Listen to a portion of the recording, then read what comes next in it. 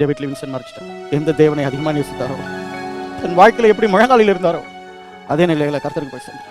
David Livingstone தன் சின்ன பிராயத்திலிருந்து வேதத்தை பயர் பண்ணுகிற ஒரு பழக்கம். டேவிட் லிவிங்ஸ்டனுடைய அப்பா சொல்ல முடியாத ஆனந்தம், ஏன்னா என் மகன் தேவனுக்கு என்று ஊழியம் செய்து ஆப்பிரிக்கால போய் சாவறான், தேவனுக்காக என் மகன் போய் சாவறான். அந்த தெளிவுல அவங்க அப்பா இருக்கிறாரு. அந்த கடல் ஓரத்துல நின்று அப்பா டாட்டா பண்ணி அனுப்புறாரு. அதை எழுதுகிறவர் சொல்கிறார், திரும்பி மகன் வரும்போது அப்பா இல்ல. டேவிட் லிவிங்ஸ்டனும் மேரி மஃபர்ட் அவர்களும் தேவனுக்கு என்று ஊழியம் செய்ய போறாங்க.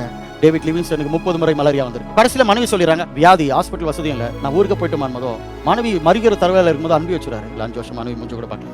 தேவனுக்கு ஊழியம் செய்து தன் கணவனை பார்க்க வர வேண்டும் என்று 5 வருடம் கழிச்சு மேரி மஃபர்ட் வராங்க. கணவனுடைய சிங்கம் ஷோல்டரை கிழித்திருந்தது. அப்படியே மெலிந்தவராக, கருத்தவராக மனைவி வருகிறதை பார்த்துட்டு கேட்டை வந்து திறந்து பார்க்கிறாரு. கருத்தவராக இருக்கிற பல்லு மட்டும் தருது.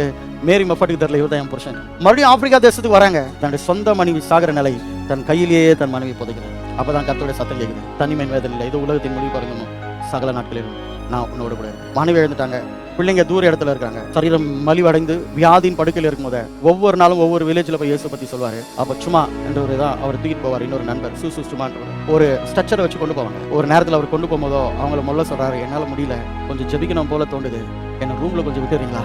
அப்படியே ரூமுக்கு கொண்டு போய் டேவிட் லிவிங்ஸ்டனை முழங்காலில நிற்க வைத்து, ஏன்னா முழங்கால் பட்டு ஜெபிக்கிற தேவதாஸ் கட்டில் மேல அப்படி பேலன்ஸ் பண்ணிட்டு சும்மாவும் சூசும் வெளியே வராங்க. 1 மணி நேரம் ஆகுது, 2 மணி நேரம் ஆகுது, பல மணி நேரம் ஆகும். அப்படியே முழங்கால் படிட்டு செபிச்சிருந்தா உடம்பு அவருக்கு கெட்டு போயிடுமே, பலவீனம் அடைஞ்சிருமே, ஐயாவை பார்த்து கொஞ்சம் படுக்க வைக்கலாம் என்று இவர் தூக்க பார்க்குறாங்க. எந்த தேவனை அதிகமாக நேசித்தாரோ, தன் வாழ்க்கையில் எப்படி முழங்காலில் இருந்தாரோ அதே நிலையில கர்த்தருக்கு பேச டேவிட் லிவிங்ஸ்டன் மறைச்சிட்டார். சுமா என்பவர் ஏறக்குறைய 1000 கிலோமீட்டர் தூரம் இந்த சடலத்தை எடுத்துட்டு நடக்கிறார். ஆப்பிரிக்கா தேசத்திலேயே அவருடைய இருதயத்தை அறுத்து அந்த இருதயத்தை எடுத்து ஒரு மலத்துக்கு கீழே புதைச்சிட்டு, ஏன்னா டேவிட் லிவிங்ஸ்டன் இருதயம் இங்கே தான் இருந்தது, ஆப்பிரிக்காவில் புதைச்சிட்டு அவர் சரீரத்தை சொந்த தேசத்துக்கு கொண்டு போகிறார். டேவிட் லிவிங்ஸ்டன் ஒருவருடைய தாகம் ஆப்பிரிக்காவை திருப்பினது.